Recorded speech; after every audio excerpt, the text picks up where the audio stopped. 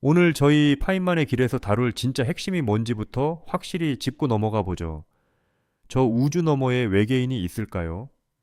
다른 행성에 생명체가 살고 있을까요? 글쎄요. 전 모릅니다. 있을 수도 있고 없을 수도 있지요. 하지만 오늘 제가 하고 싶은 이야기는 그런 게 아닙니다. 훨씬 더 구체적인 이야기죠. 설령 외계인이 존재한다고 해도 바로 지금 우리 은혜 어딘가에 수백만 개의 고도의 문명이 번성하고 있다고 해도 그들은 절대 지구에 오지 못할 겁니다. 반대로 우리도 그들이 있는 곳으로 갈 수 없고 없고요. 이건 그들이 진짜로 존재하는지, 얼마나 똑똑한지, 기술이 얼마나 엄청나게 발전했는지와는 아무런 상관이 없는 문제입니다. 이건 우주의 훨씬 더 근본적인 법칙과 관련된 이야기거든요. 저희 파인만의 길에서 먼저 재미있는 옛날 이야기 하나 들려드릴게요. 1950년에 리처드 파인만이 로사엘모스 국립연구소에 있었을 때의 일입니다. 당시 그는 에드워드 텔러, 에밀 코노핀스키, 허버트 요크 같은 동료 물리학자들과 함께 비행 접시에 대한 이야기를 나누고 있었어요. 그때가 딱 신문마다 비행 접시 기사가 대서특필되던 시절이었거든요. 사람들 입만 열면은 다들 어디서 UFO를 봤다는 얘기뿐이었지요. 파인만과 동료들은 점심을 먹으러 군의 식당으로 걸어가면서 과연 외계인들이 빛보다 빨리 우주를 가로질러 우리를 찾아오는 게 가능하기나 한 건지 이런저런 토론을 벌였습니다. 그러다 점심 식사 도중 파인만이 불쑥 이런 질문을 던졌습니다. 다들 어디 있는 거야? 파인만의 머릿속에는 이미 어떤 숫자들에 대한 계산이 돌아가고 있었거든요. 우리 은하계는 나이가 아주 많습니다. 대략 100억 년이나 됐죠. 크기도 엄청나게 커서 끝에서 끝까지 가려면 빛의 속도로 10만 년이 걸립니다. 그리고 그 안에는 별이 대략 2천억, 3천억 아니 4천억 개쯤 있을지도 모르죠. 그래서 그는 밥을 먹다 말고 냅킨에다 끄적끄적 간단한 계산을 해본 겁니다. 만약 어떤 외계 문명이 있어서 로켓을 만들었다고 쳐보죠. 뭐 엄청난 최첨단 로켓도 아니고 그냥 원자력을 이용한 투박한 로켓이라고 해도 가까운 별까지 가는데 한 10년쯤 걸릴 겁니다. 거기서부터 또 다른 별로 퍼져나가고 또 다음 별로 건너가고 그거 아세요?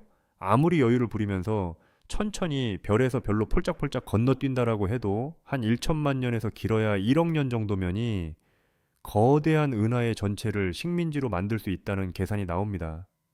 자, 나 우리 같은 보통 사람들에게 1천만 년은 진짜 까마득하게 긴 시간이죠. 하지만 은하계의 나이는 무려 100억 년입니다.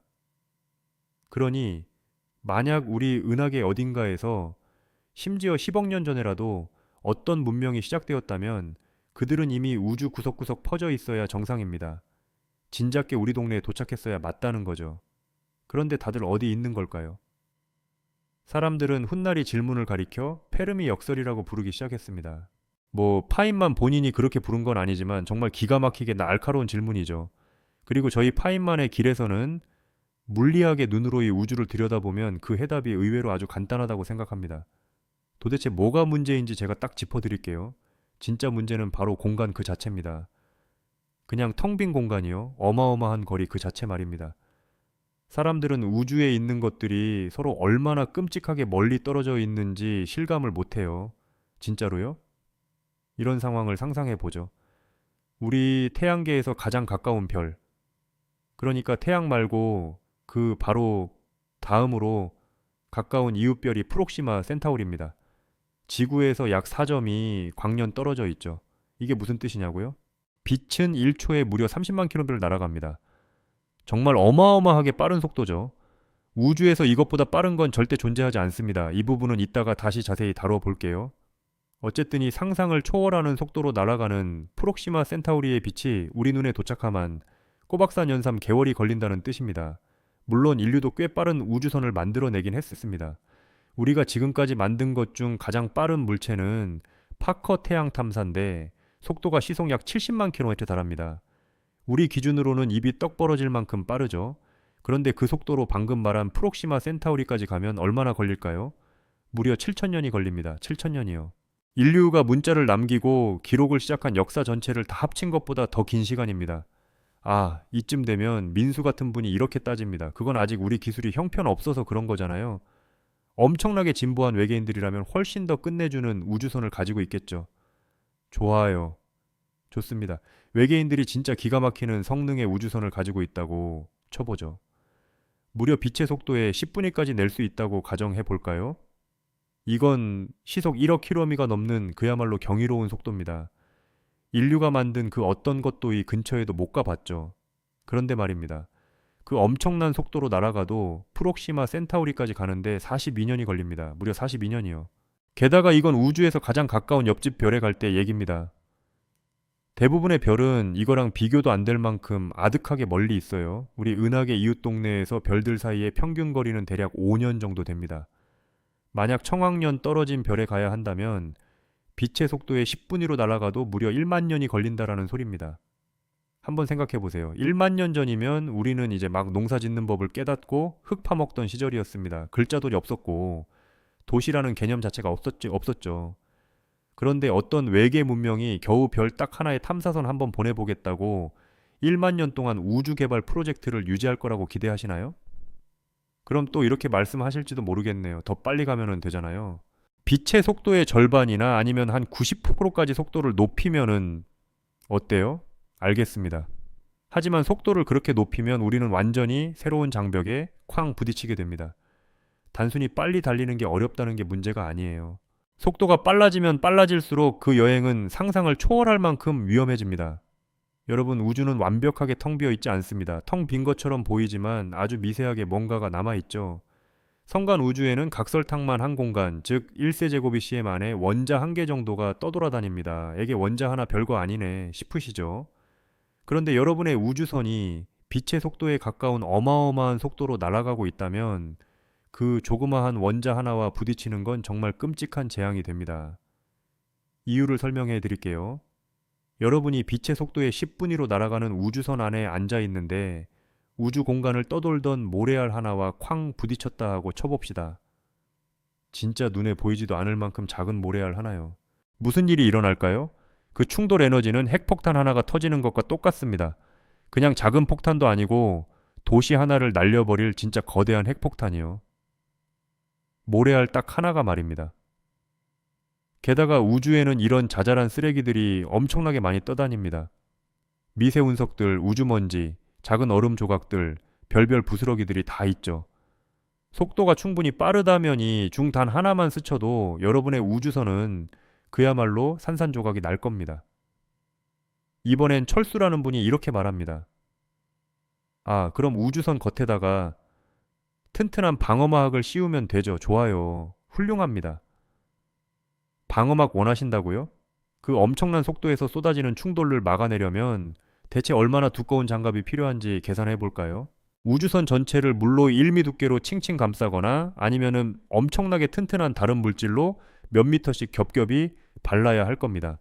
그럼 우주선의 무게가 어떻게 될까요? 그냥 상상을 초월하게 무거워집니다.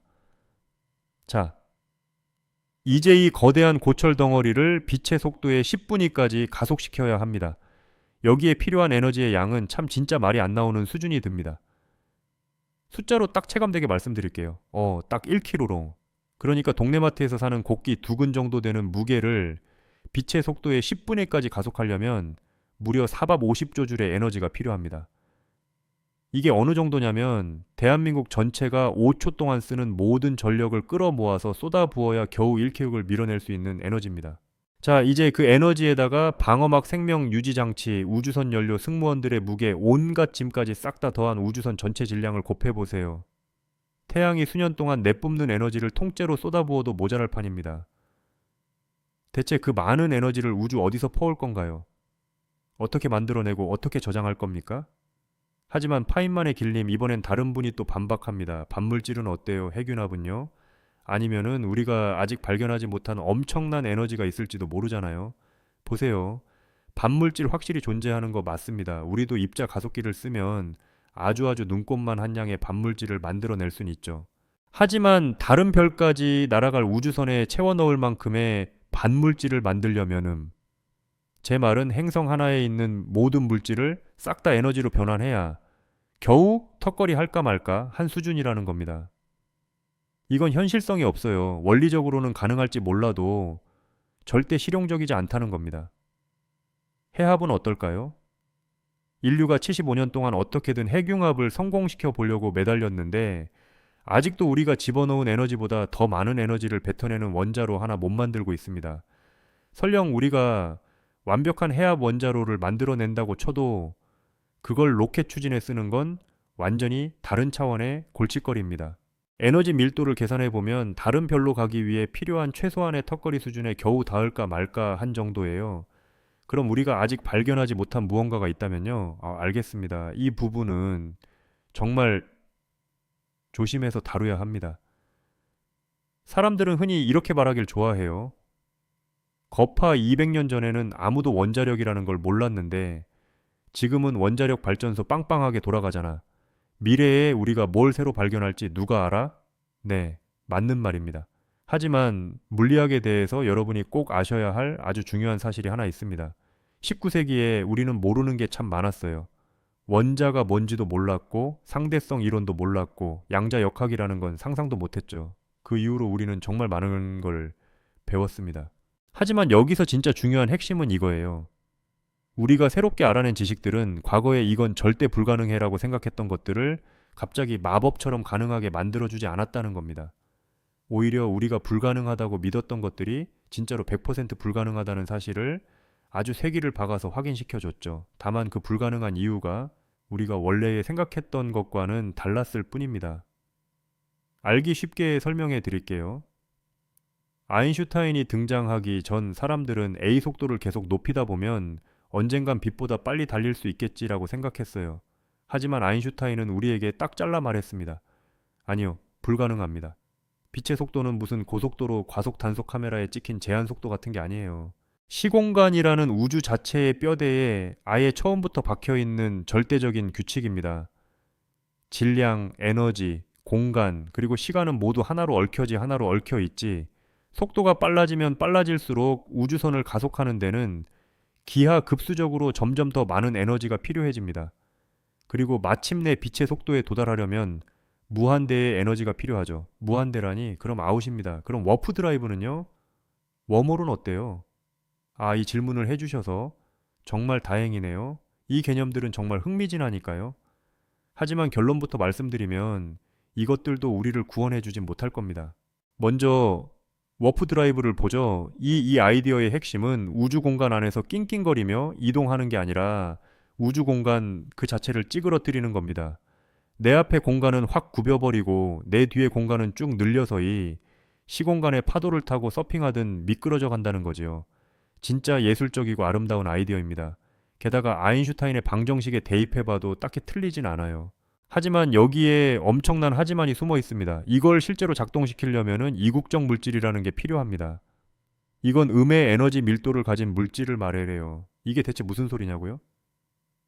아무것도 없는 무보다 에너지가 더 적다는 뜻입니다. 에너지가 0인 게 아니라 마이너스라고요? 이런 게 우주에 존재하기나 할까요? 모릅니다. 우리는 그런 걸 단 한 번도 본 적이 없어요. 칠판의 수학 공식으로 적어 내려갈 수는 있지요. 당연하죠. 만약 이국적 물질이라는 게 진짜 있다면 우리는 워프 드라이브를 만들 수 있다라고 주장할 수도 있습니다. 하지만 그건 만약 나한테 마법의 콩이 있다면 하늘 끝까지 자라는 콩나물을 키울 수 있을 텐데라고 말하는 거랑 똑같습니다. 수학적으로 모순이 없다고 해서 그게 현실에 존재한다는 뜻은 아니니까요. 웜홀은 어떨까요? 문제의 본질은 똑같습니다. 웜홀의 입구가 무너지지 않도록 쫙 벌려두려면 아까 말한 그 이국적 물질이 엄청나게 많이 필요합니다. 설령 여러분이 기적적으로 웜홀을 만들어낸다고 해도 그걸 설치하려면 애초에 누군가는 웜홀의 반대편 입구를 들고 그 먼까지 직접 날아가야 한다는 웃지 못할 딜레마에 빠지게 됩니다. 여러분, 사람들이 진짜 오해하는 게 바로 이 지점입니다. 워프 드라이브나 웜홀 같은 아이디어는 단순히 엄청나게 발전된 미래 기술의 문제가 아닙니다. 자연계에 아예 존재하지 않을 확률이 99.9%인 뉴센트인 무언가를 필요로 하는 개념이에요. 우리가 지금껏 이해하고 쌓아올린 물리학의 법칙 전체를 밑바닥부터 싹 다 갈아엎어야만 가능한 이야기라고요. 저는 우리가 무언가를 잘못 알고 있을 수도 있다는 사실을 언제든 인정할 준비가 되어 있습니다.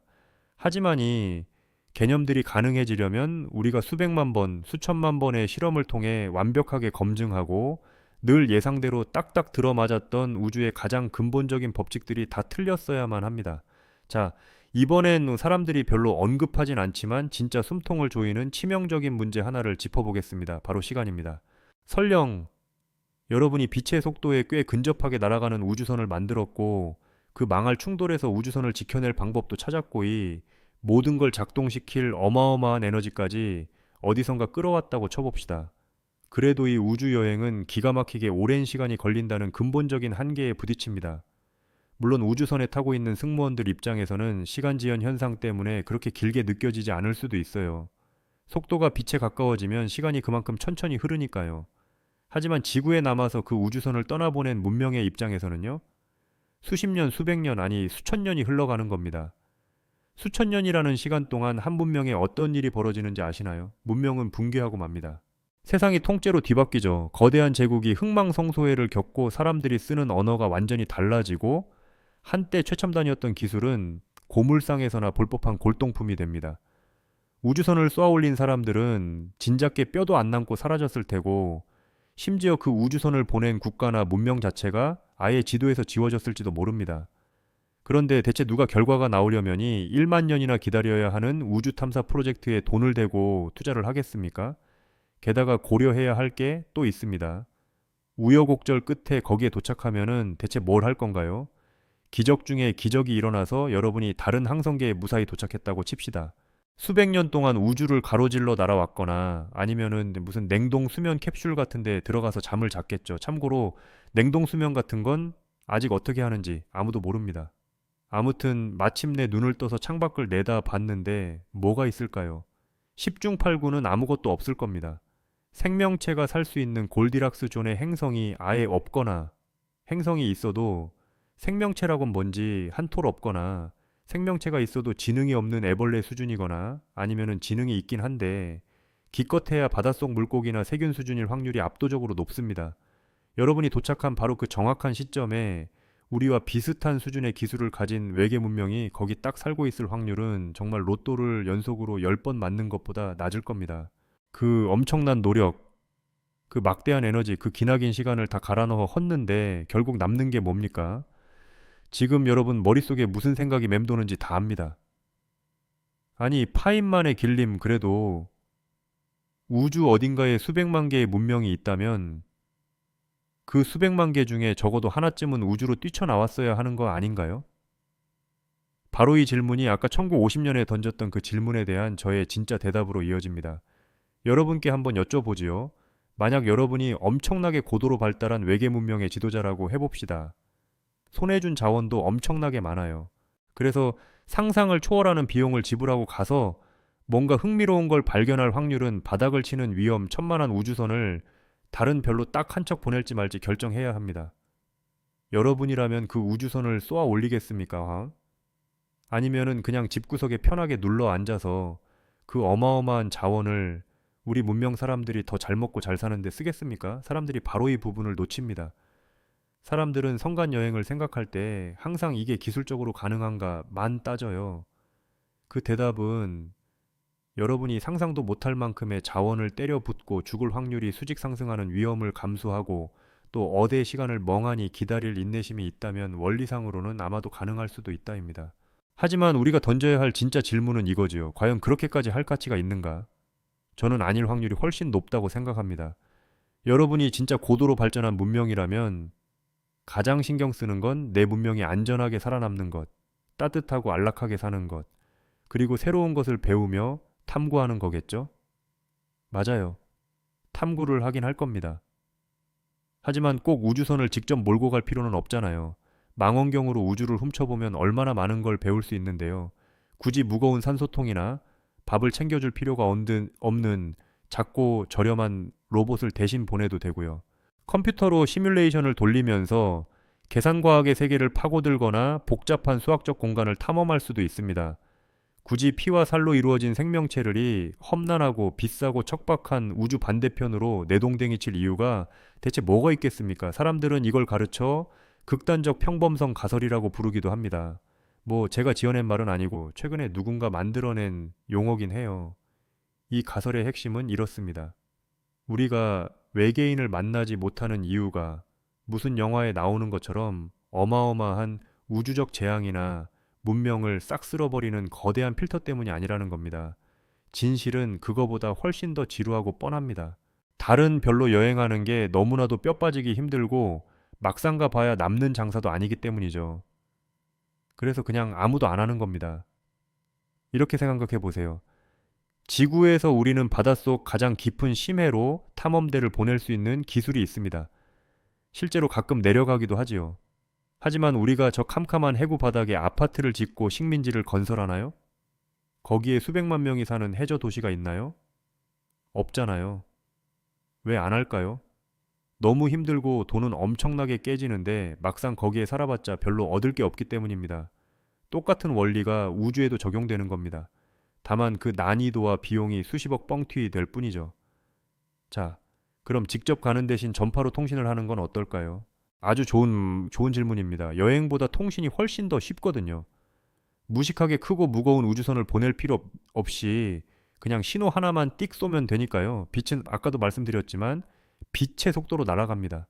그러니 백광년 떨어진 곳에 외계 문명이 있어서 우리에게 신호를 쏜다면 우리는 딱 100년 뒤에 그 메시지를 받을 수 있습니다. 뭐 그 정도면 꽤 해볼 만하죠. 그런데 여기서도 치명적인 문제가 하나 튀어나옵니다. 우리 은하계의 지름이 무려 10만 광년이라는 사실이죠. 여러분이 신호를 하나 쏘면 그 신호가 은하계 중간쯤 가는 데만 5만 년이 걸립니다. 그리고 상대방이 답장을 보내면 그게 우리한테 오는데 또 5만 년이 걸려요. 10만 년짜리 환장할 대화가 시작되는 겁니다. 대체 세상 어느 문명이 카톡 답장을 10만 년 동안 기다리면서 흥미를 유지하겠습니까? 게다가 애초에 그들이 신호를 쏘고 있다는 보장도 없어요. 왜 굳이 그래야 하죠? 우주로 방송을 내보내는 데는 막대한 에너지가 듭니다. 게다가 저 어둠 속에서 귀를 기울이고 있을지도 모르는 누군가에게 우리의 존재를 동네 떠벌리는 꼴이 되잖아요. 그거 어쩌면 엄청나게 위험한 짓 아닐까요? 만약 여러분이 외계 문명이라면 은하계 전체를 향해 여러분의 존재를 친절하게 광고하고 싶으시겠습니까? 저 우주 어딘가에 우리가 피해야 할 무시무시한 포식자가 도사리고 있을지도 모르잖아요. 문명들이 안전을 위해 쥐죽은 듯이 조용히 침묵한다는 이른바 암흑숲 가설이 바로 이겁니다. 아니면 제가 생각하기에 가장 현실적인 이유는 아마 이거일 겁니다. 그냥 다 귀찮아서 안 하는 거죠. 대체 왜 사서 고생을 합니까? 신호를 쏴봤자 1000년 뒤에나 답장이 올까 말까 한데 말이죠. 솔직히 말해서 연구 프로젝트 치고는 진짜 너무 재미없는 기획이잖아요. 제가 생각하느니 우주의 진짜 현실은 이렇습니다. 저 우주 너머에는 분명 생명체가 있을 겁니다. 어쩌면 바글바글 할지도 모르죠.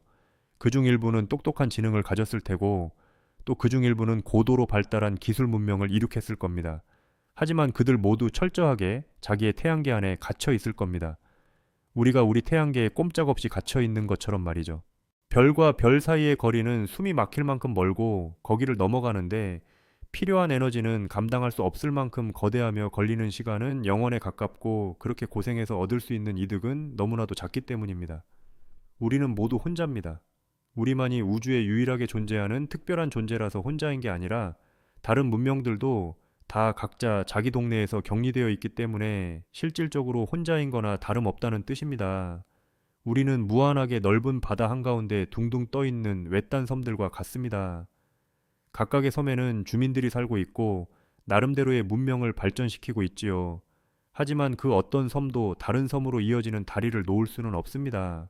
바다가 너무나도 넓은 데다 몰아치는 폭풍우가 너무나도 맹렬하기 때문입니다. 이 이야기가 너무 우울하게 들리시나요? 어쩌면 그럴지도요. 하지만 저는 그렇게 생각하지 않습니다. 저는 이게 나름대로 참 눈부시의 아름다운 진실이라고 생각하거든요. 우주 곳곳에서 지능이 피어나는 그 각각의 문명 하나하나가 그 자체로 우주에서 유일무이하고 눈물나게 소중한 존재라는 뜻이니까요. 우리는 외계인의 침공을 받을 일도 없고 반대로 현명한 외계인들이 나타나 우리를 구원해 줄 일도 없습니다.